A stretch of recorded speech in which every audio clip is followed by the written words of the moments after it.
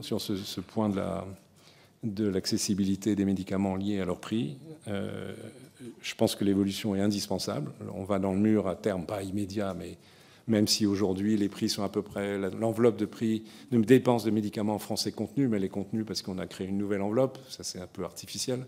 Je ne sais plus comment ça s'appelle, le nom m'échappe, mais c'est pas grave.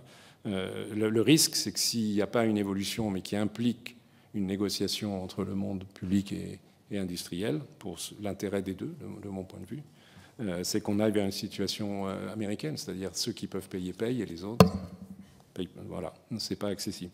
Alors, tout dernier point que je voudrais évoquer, même si c'est pas mon domaine, mais j'ai lu un peu, notamment une référence que je vais vous donner si vous ne l'avez pas, parce qu'elle est très explicite, c'est est-ce que tout ce que je raconte n'est pas une utopie? Autrement dit, est-ce que la situation économique de l'industrie fait que c'est pas possible, qu'ils ne peuvent pas réduire leur prix?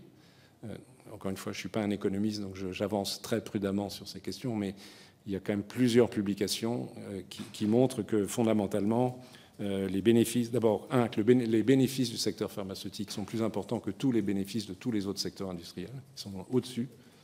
J'avais fait un travail à l'époque avec un économiste belge qui m'avait montré cela, et avec des références tout à fait OK.